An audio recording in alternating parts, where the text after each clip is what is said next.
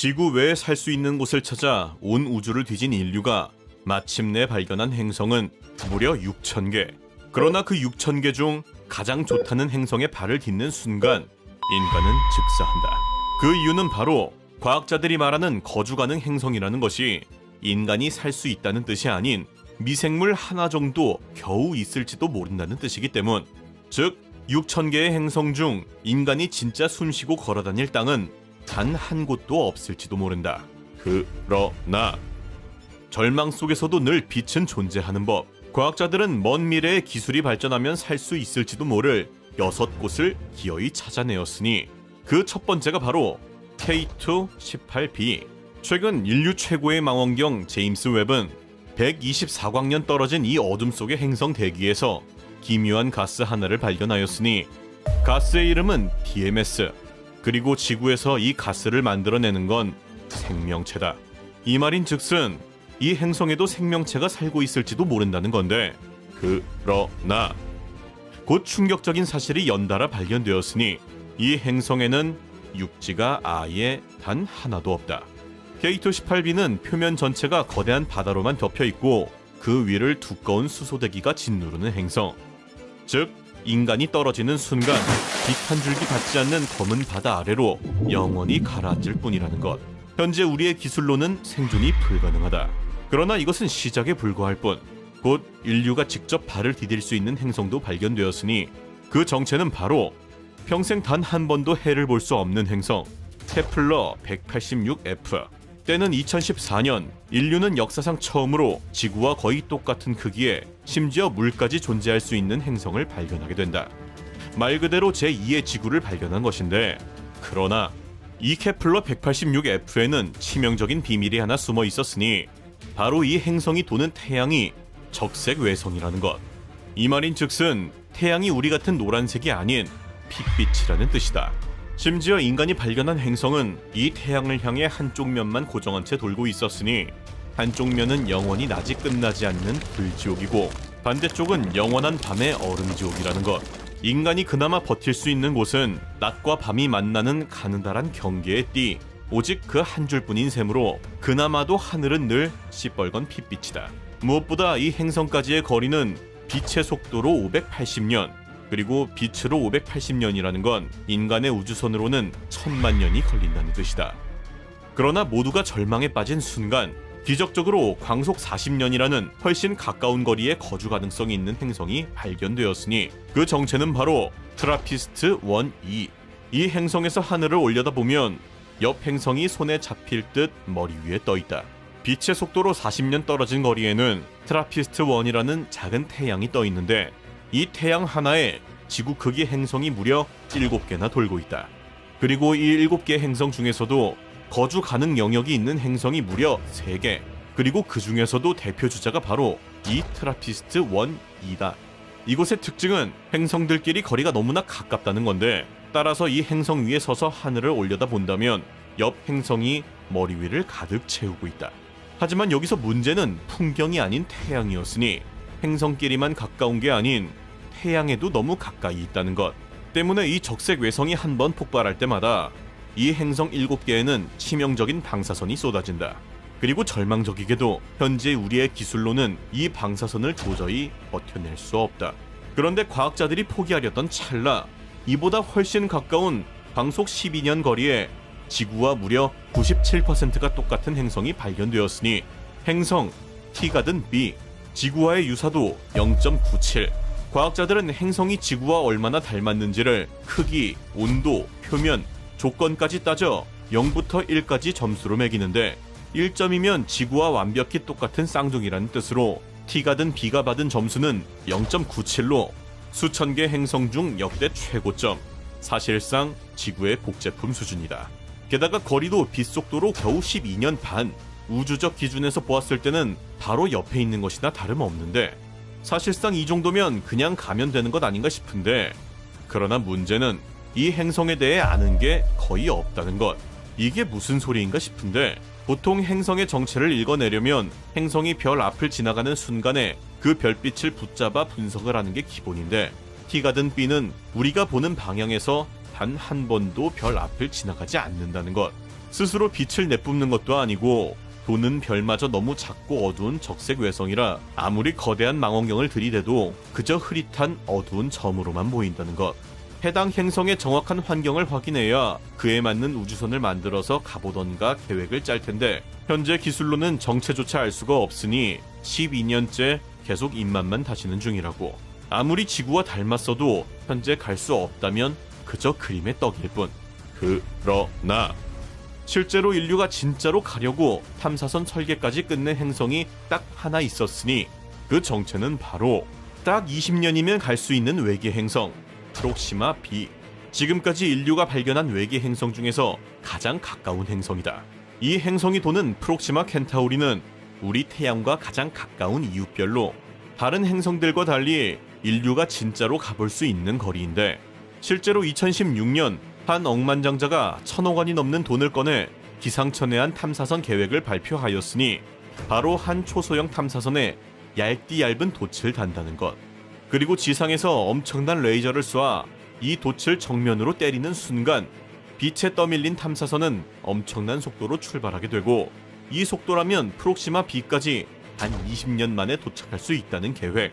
즉, 딱 20년만 기다리면 옆 태양의 행성을 두 눈으로 직접 들여다볼 수 있다는 꿈같은 기회인데 그러나 이 행성에도 역시 잔인한 함정이 하나 숨어 있었으니 프록시마 켄타우리는 수시로 거대한 폭발을 일으키는 난폭한 적색 외성.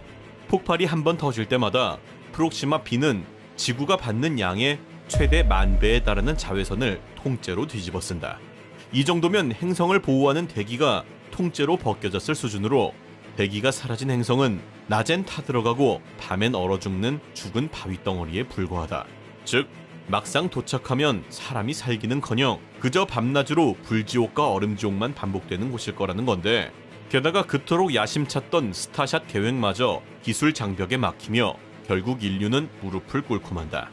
정말 인류가 살 수 있는 가능성을 가진 행성은 단 한 곳도 없는 것일까?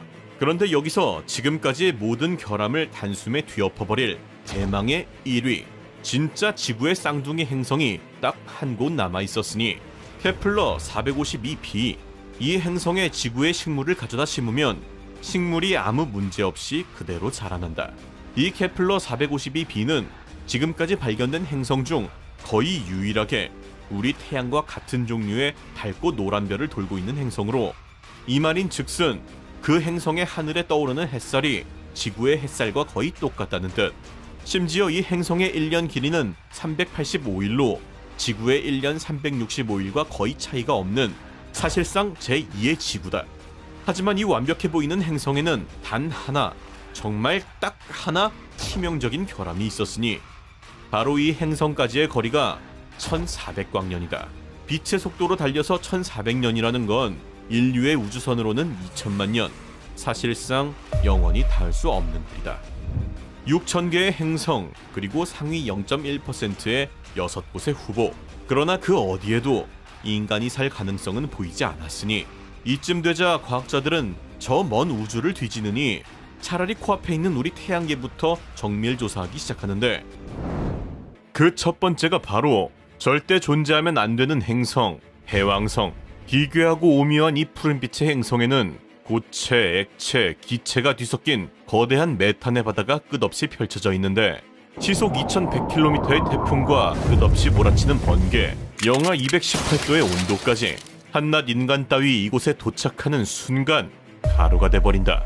지구에서 가장 먼 태양계의 마지막 행성으로 여겨지고 있는 이 해왕성은 무게만 지구, 금성, 화성, 수성을 모두 합친 것의 9배가 넘어가는 그야말로 괴물 그 자체인 행성인데 문제는 바로 이 거대한 사이즈가 해왕성이 절대 존재하면 안 되는 이유라는 것. 원래 이 자리에 이 정도로 거대한 행성이 생성되려면 주변의 가스나 먼지 양을 봤을 때 최소 100억 년 이상의 시간이 필요한데 문제는 태양계의 나이가 겨우 46억 살이라는 것이다.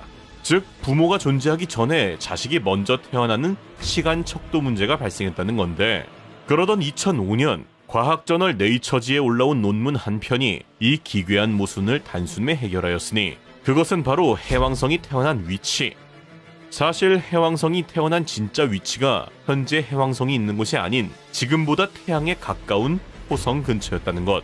토성 근처에는 가스와 먼지가 풍부하기 때문에 딱 46억 년 안에 현재 사이즈로 성장할 수 있었고, 태어난 이후 주변에 있던 목성과 토성의 거대한 중력 때문에 현재 있는 태양계의 끝자락으로 튕겨 나가버렸다는 거다.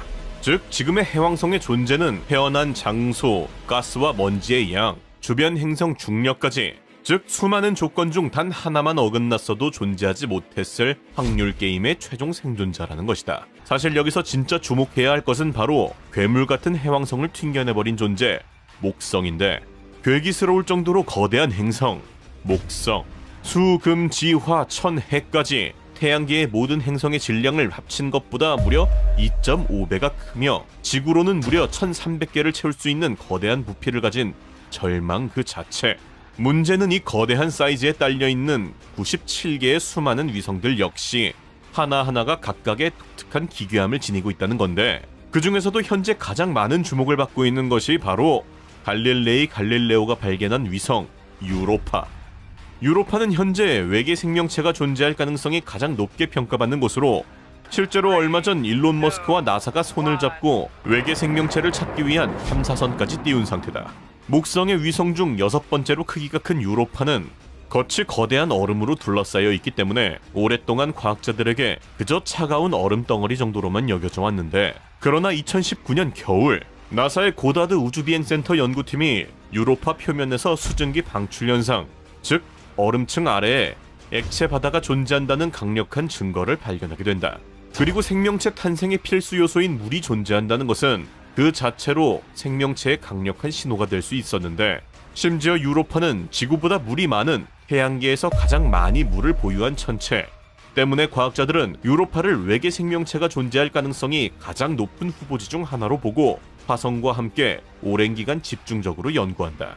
그러던 2020년 영국 리버풀 호프 대학의 신임 총장으로 발탁된 모니카 그레이디 박사가 전 세계를 충격에 빠뜨릴 발표를 하게 되었으니, 유로파의 얼음 아래에 생명체가 있다는 것은 거의 확실합니다. 지구의 문어와 지능이 비슷한 혹은 더 높은 형태의 생명체를 발견할 가능성이 높습니다. 모니카 박사가 유로파의 바다에 생명체가 있을 것으로 이렇게까지 확신하는 이유는 크게 두 가지였으니, 첫 번째는 먼저 소금. 유로파의 바다가 그냥 물이 아닌 무려 소금바다. 생명체의 탄생 조건이 지구의 바다와 놀라울 정도로 유사한 염분으로 구성되어 있다는 것. 그리고 두 번째는 바로 열수 분출구.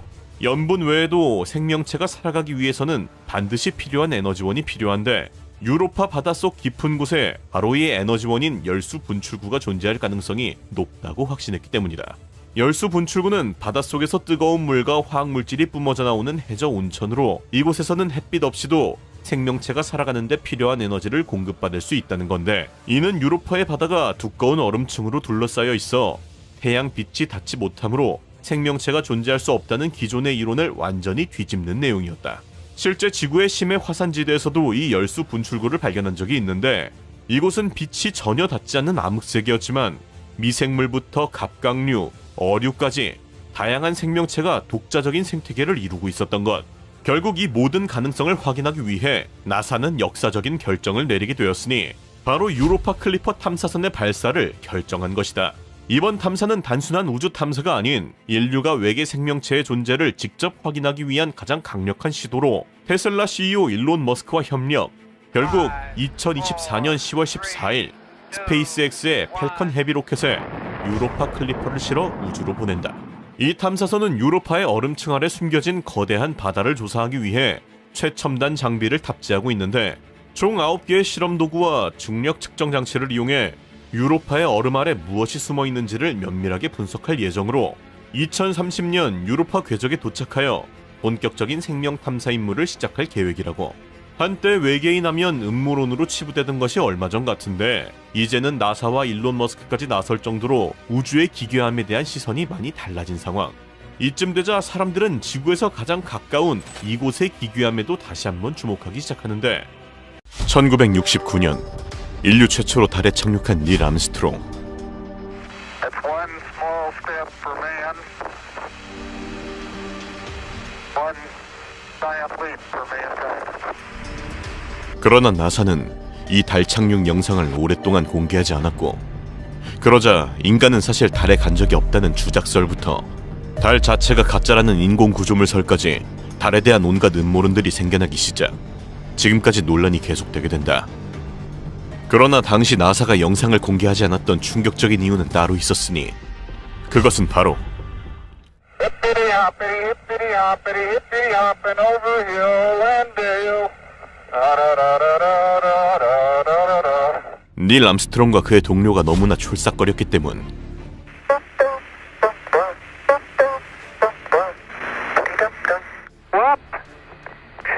웃고 떠들며 넘어지는 모습까지. 사실 이게 정상적인 반응. 달까지 가서 겨우 발자국만 남겼을 리 없다. 그러나 그 대단한 나사가 겨우 이런 장면들 때문에 영상을 비공개하진 않았을 터. 이에 따라 달 영상을 숨긴 진짜 이유는 따로 있을 것이라는 합리적 의심이 시작되며 여러 가지 논란들이 본격적으로 증폭되기 시작한다. 그 첫 번째는 바로 사건은 아폴로 11호의 닐 암스트롱이 달에 착륙하기 2달 전 발생하게 된다. 아폴로 11호의 성공적인 달 착륙을 위해 먼저 달 주변으로 보내졌던 아폴로 10호. 그런데 이 안에 탑승해 있던 3명의 우주비행사는 달 근처에서 이상한 소리를 듣게 된다.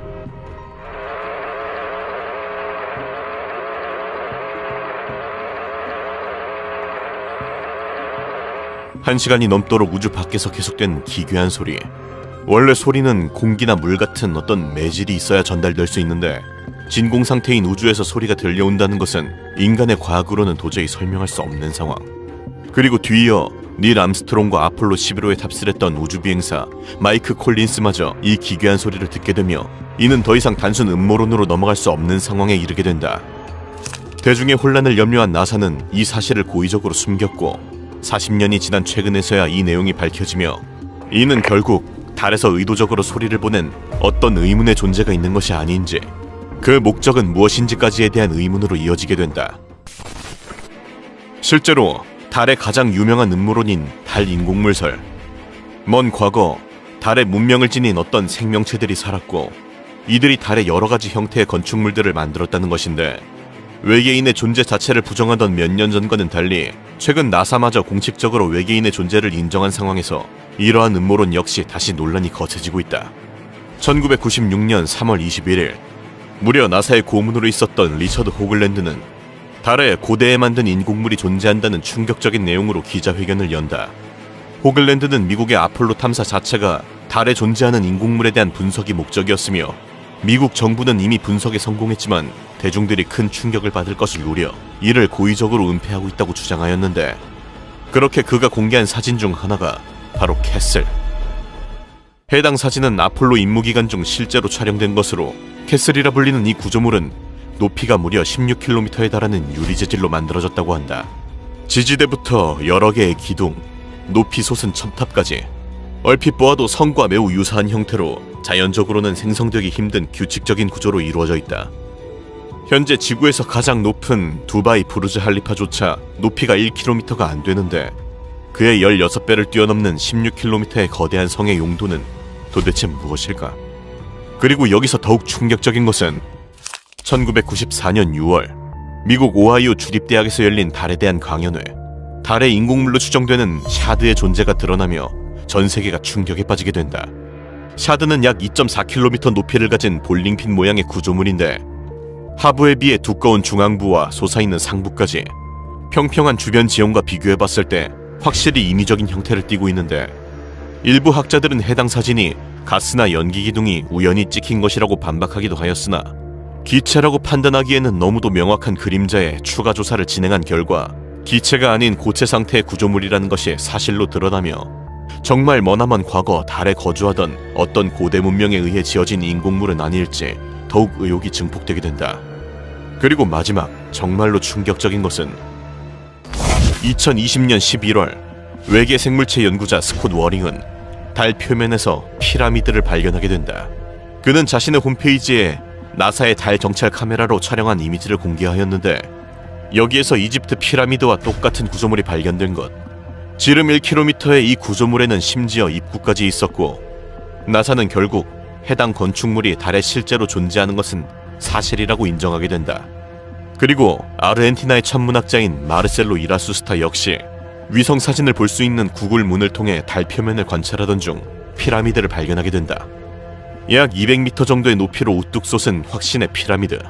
주변 지형은 평탄하여 산일 가능성조차 없는 상태이지만 이에 대해 나사와 구글은 아직까지 입장을 밝히고 있지 않다.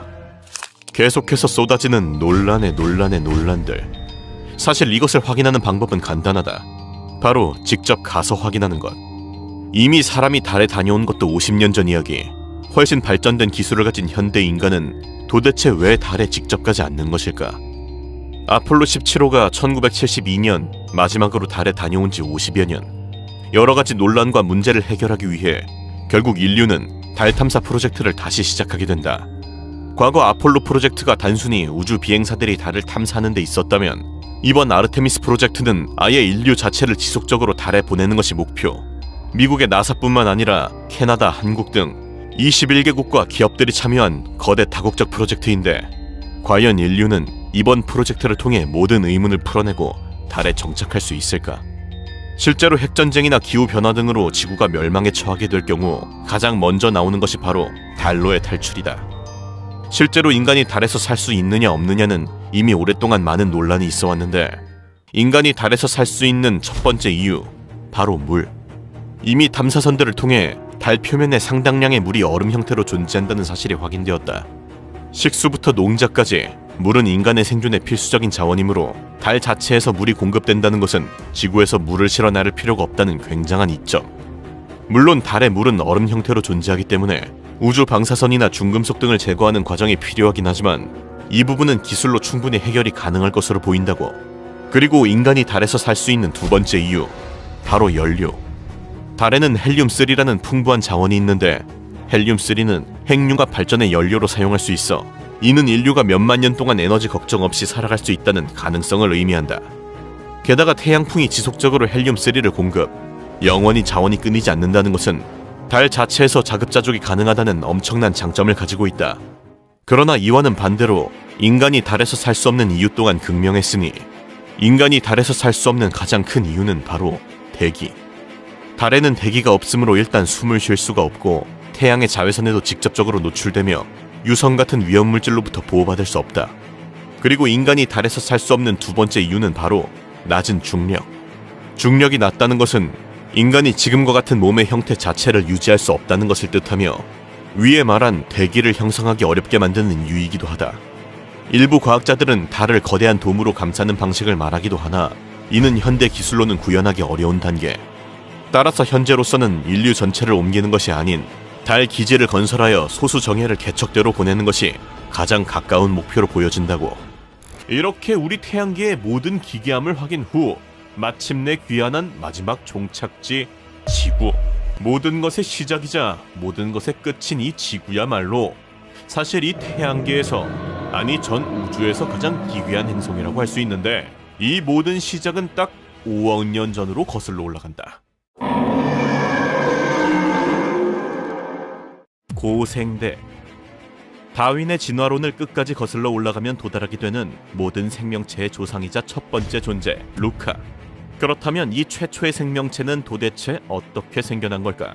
이에 의문을 가진 시카고대 밀러 박사는 플라스크에 메탄, 암모니아, 물 등을 활용해 생명체가 없던 원시 지구와 동일한 환경을 조성, 마치 지구의 번개가 치듯 반복적으로 전기 에너지를 가하는 실험을 진행한다.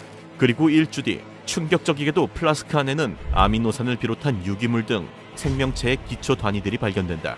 즉 생명체가 없는 곳에 에너지를 가하면 생명체가 만들어질 수 있다는 가능성이 입증된 것. 당시 태양의 대폭발인 슈퍼플레어가 매주 발생하여 지구에 엄청난 에너지를 가했고 영원에 가까운 10억 년 동안 반복되는 행동에 우연의 우연이 겹쳐 그렇게 깊은 바닷속에서 최초의 생명체 루카가 탄생하게 된다. 우리는 태양의 후예인 걸까?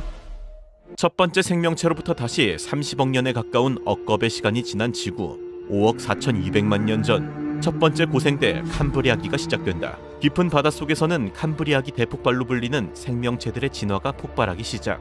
갑각류, 연체동물, 그리고 벌레의 친척들까지 비로소 우리가 생명체라고 부를 만한 존재들이 마침내 등장하게 된다. 그 대표적인 놈들이 바로 삼엽충. 공부 안 한 나도 이름 정도는 들어본 고생대의 간판 동물로 머리, 몸통, 꼬리처럼 새 부위가 붙어있다는 뜻에서 이름 지어졌는데 정확히는 한 생명체의 이름이 아니라 2만 종이 넘는 다양한 종들을 통합하여 부르는, 즉 곤충 같은 한 분류의 명칭이었다고.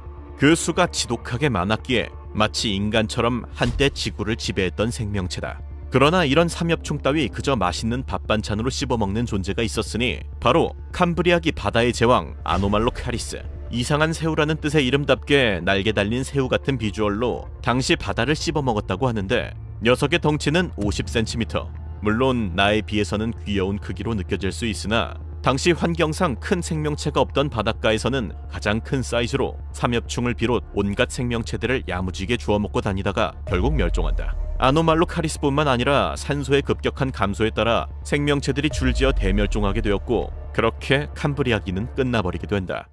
이후 4억 8,830만 년 전 시작된 두 번째 고생대 오르도비스기. 이 괴물 같은 시기의 주요 사건은 바로 다양한 생물의 등장인데 그 중에서도 상위 포식자였던 녀석이 바로 펜테콥테루스 데코라엔시스.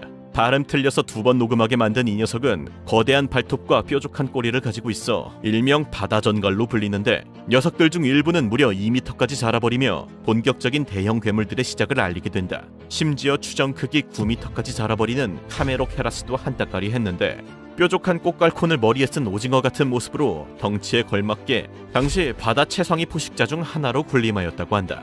그리고 바닷속 식물들 또한 드디어 조금씩 육지로 진출하며 육지의 산소를 만들어냈고 이는 본격적인 육상생물의 탄생으로 이어지게 되었으니 그 시기가 바로 4억 4,370만 년 전 시작된 세 번째 고생대 실루리아기.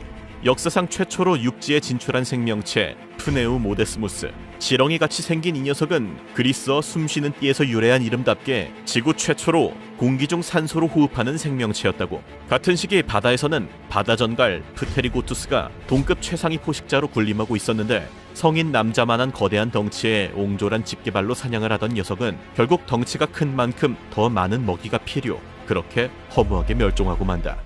그리고 마침내 4억 196만 년 전 시작된 대본기. 40억 년 가까이 거의 기어다니는 생명체들만 존재하던 바닷속, 마침내 물고기처럼 제대로 수영을 하는 유형성 생명체들이 등장하였으니 대표적인 것이 바로 그 유명한 암모나이트.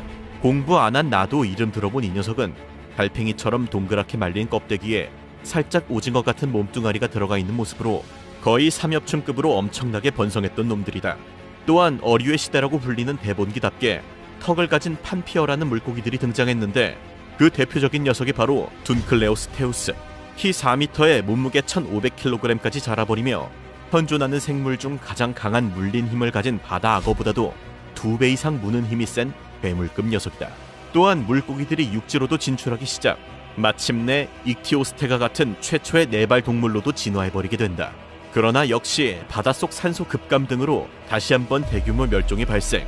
지구는 다시 한번 새로운 시대를 맞이하게 되었으니 3억 5,920만 년 전 시작된 석탄기. 육상식물이 번성하며 대기 중 산소 농도는 사상 최고치를 찍었고 이는 생명체들의 크기를 엄청나게 증가시켰으니 그 대표적인 예가 바로 아르트로플레우라류. 관절로 된 갈비뼈란 뜻의 이 초대형 노래기는 거의 자동차만한 덩치로 키 2.5m에 다리만 88개가 있었다고. 또한 이 거대한 곤충들은 날개도 생기기 시작하였는데 그 대표적인 놈이 바로 이 잠자리가 아닌 메가네우라. 현대 잠자리와는 다른 종으로 날개 너비가 75cm에 달하는 거의 사람 절반만한 녀석이다. 이놈이 파닥거린다고 생각하면... 그러나 모든 대륙이 하나로 합쳐지며 판게아라는 초대륙을 형성.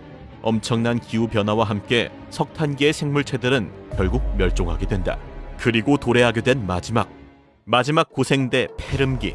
고생대를 아예 끝내버리고 중생대로 넘어가게 만든 지구 역사상 최악의 멸종 페름기 대멸종 전까지 마지막 고생대 생명체들이 꽃피우던 시기인데 2억 9,900만 년 전으로 시간여행을 하면 도착하게 되는 초대륙 판게아. 지구의 작은 대륙들이 충돌하여 만들어진 이 거대한 하나의 대륙은 지구 표면의 3분의 1을 차지했다. 불안정한 기후와 화산활동이 폭발하던 이 지옥에서 가장 귀여웠던 것은 바로 바퀴벌레. 그러나 사이즈가 뭔가 잘못됐다. 그리고 약 1,500만 년 뒤 2억 7,300만 년 전 테랍시스라 불리는 포유류 같은 파충류들이 행성을 지배하고 있었다. 디메트로돈처럼 강력한 턱과 이빨을 가지고 있던 이놈들부터 5m급의 초식동물 데우테로사우루스까지 등장하기 시작했고, 뒤이어 시간이 흐르며 이노스트 랑케비아 같은 놈들까지 등장하며 드디어 우리가 아는 지구의 모습을 갖춰가나 싶었는데, 약 2억 5,200만 년 전 대규모 화산 폭발이 시작된다. 화산은 대량의 재를 방출, 햇빛을 차단했고 지구 온도는 급격히 떨어졌다. 식물은 광합성을 할 수 없게 되며 대부분 사라졌고, 이어서 초식동물과 육식동물까지 줄줄이 멸종하며 지구상의 생명체 약 80% 이상이 멸종하는 해름기 대멸종이 발생. 그렇게 고생되는 막을 내리게 된다. 자, 오늘은 공룡의 중생대 그 이전에 존재했던 생명체들에 대해서 살펴봤는데, 최초의 루카부터 다양하고 기괴한 생명체들까지 정확히는 알 수 없으나 이런 녀석들 중 하나가 우리의 조상이라는 것만은 확실하다. 우리 인간 역시 그저 진화의 한 과정일 뿐, 우리 다음의 후손들은 과연 어떤 모습으로 진화해 나가게 될까? 만약 토성이 지구를 향해 진격한다면 대체 무슨 일이 벌어질까? 딱 집중! 한때 과학 덕후들 사이에서 유행했던 사고 실험이 있다. 지구와 가장 가까운 위성, 달. 이 달과 다른 태양계 행성이 자리를 바꾸면 대체 무슨 일이 벌어질까? 일단 이 상황, 비주얼만 보면 이런 느낌이다. 금성, 그리고 화성 같은 경우 사실 달과 별 차이가 없다. 하지만 태양계에서 가장 큰 목성, 두 번째로 큰 토성, 두 행성이 달과 자리를 바꾸면 우리 지구는 풍경부터 변한다. 녀석들이 원체 커다란 나머지 24시간 하늘에서 행성을 보게 될 거라는데, 토성 같은 경우 저 멋스러운 고리 때문에 셀카 잘 나오는 셀카 명소가 될지도 모르겠다. 하지만 토성이 이렇게 가까이 와버리면 사실 좋아할 일만은 아니다. 지구에는 사실 대재앙이나 다름없기 때문. 행성의 크기가 크다? 그 뜻은 그만큼 중력도 크다는 것. 지구 가까이 다가온 토성의 중력은 지각 자체를 뒤흔들며 엄청난 쓰나미와 화산 폭발을 만들어낼 텐데, 이걸 버틸 수 있는 사람 아마 많지 않을 거다. 또 지구에 달이 있다면 토성에는 타이탄이 있다. 토성을 항상 따라다니는 이 위성의 크기는 달의 약 1.5배. 만약 토성이 지구 근처로 온다면 타이탄까지 데리고 올 확률이 유력한데, 지구 궤도가 타이탄 궤도와 겹쳐지면 당연히 대충돌 엔딩. 이 안에서 살고 있는 우리는 먼지가 되어버린다. 행성끼리 서로 위치만 살짝 바뀌어도 이 정도라니. 지금 우리가 살고 있는 우주가 얼마나 완벽한 조화로 이루어졌는지 그걸 다시 한번 깨닫게 된다.